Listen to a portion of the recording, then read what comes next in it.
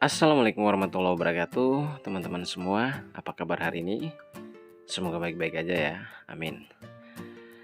Hari ini saya akan menjelaskan tentang sebuah teori dari seorang filsuf dan sosiolog yang bernama Jürgen Habermas.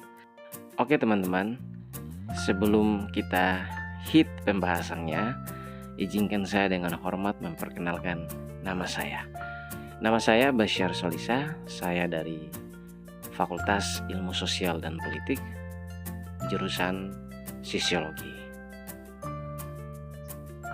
Baik teman-teman, berbicara tentang Jürgen Habermas, maka kita tidak akan pernah terlepas dari apa yang dinamakan dengan kritik terhadap modernisasi atau yang biasa kita kenal dari seorang Jürgen Habermas, yaitu dengan teori kritisnya. Jürgen Habermas adalah seorang filsuf dan sosiolog berkebangsaan Jerman. Lahir pada tanggal 18 Juni 1929, usianya 93 tahun di Düsseldorf, Jerman. Nah, Jürgen Habermas ini terinspirasi oleh beberapa filsuf sebelumnya. Di antaranya adalah Theodor Adorno, Immanuel Kant, John Rawls, dan Max Horkheimer. Nah, Jürgen Habermas ini sempat mendapatkan beberapa penghargaan bergensi, yaitu salah satunya seperti Peace Prize of the German Book and Trade Hadiah Erasmus. Beliau menempuh pendidikan di Universitas Goethe Frankfurt, Universitas Zurich, Universitas Bonn, dan memiliki anak yang bernama Rebecca Habermas. Ia adalah generasi kedua dari mazhab Frankfurt. Jürgen Habermas adalah penerus dari teori kritis yang ditawarkan oleh para pendahulunya. Nah, teori kritis yang kemudian dipaparkan oleh para pendahulunya itu berakhir dengan kepesimisan atau dengan kebuntuan. Dalam pandangan Habermas, modernitas itu diartikan sebagai suatu proyek yang belum selesai. Menurut dia, dalam modernitas itu masih banyak hal yang perlu diselesaikan oleh dunia modern itu sendiri, sebelum manusia atau masyarakat luas menyatakan diri telah masuk ke dalam fase dunia postmodern.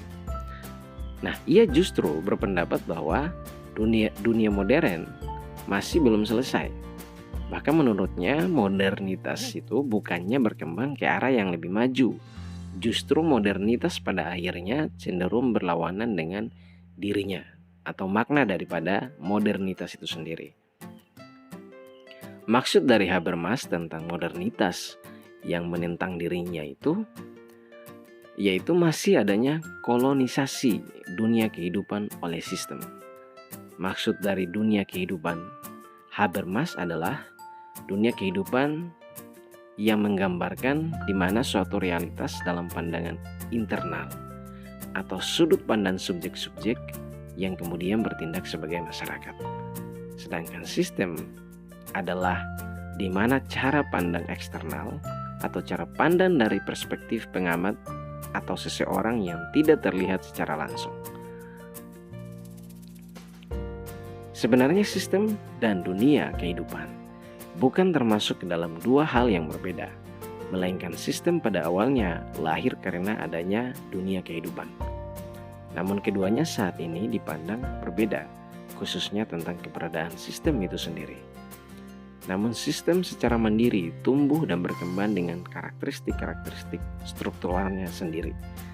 Contoh dari struktur-struktur itu adalah keluarga, pengadilan, negara, dan ekonomi, di mana struktur dasar tersebut berkembang meninggalkan posisinya dalam dunia kehidupan.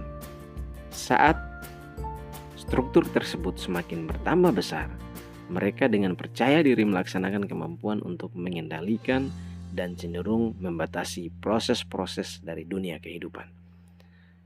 Dari gambaran tersebut, Kemudian Habermas berminat pada kemacetan-kemacetan dialektika antara dunia kehidupan dengan sistem. Karena sistem cenderung tumbuh meninggalkan dunia kehidupan. Oleh karena itu, permasalahan ini disebut oleh Habermas sebagai kolonisasi. Rasionalisasi sistem menang atas rasionalisasi dunia kehidupan. Dengan hasil bahwa dunia kehidupan jadi terkolonisasi oleh keberadaan sistem itu sendiri. Habermas kemudian menambahkan bahwa kolonisasi dinyatakan sebagai sarana-sarana atau kekuatan-kekuatan yang tindakannya diorganisasikan secara formal seperti ekonomi dan negara. Sedangkan dalam istilah lainnya yang diambil dari tradisi Marxian tradisional, Habermas melihat bahwa masalah modern justru tunduk kepada krisis-krisis sistematik yang berulang. Alasan mengapa masyarakat disebut melakukan krisis yang berulang, yaitu karena sistem berupa lembaga-lembaga formal seperti ekonomi dan negara justru dianggap membuat kaku, memiskinkan dan memecah dunia kehidupan menjadi semakin terkatung-katung atau terpecah di amban kehancuran. Kondisi seperti itu membuat Habermas sangat cemas bahwa ternyata modernitas masih memiliki sejumlah masalah-masalah yang belum terselesaikan.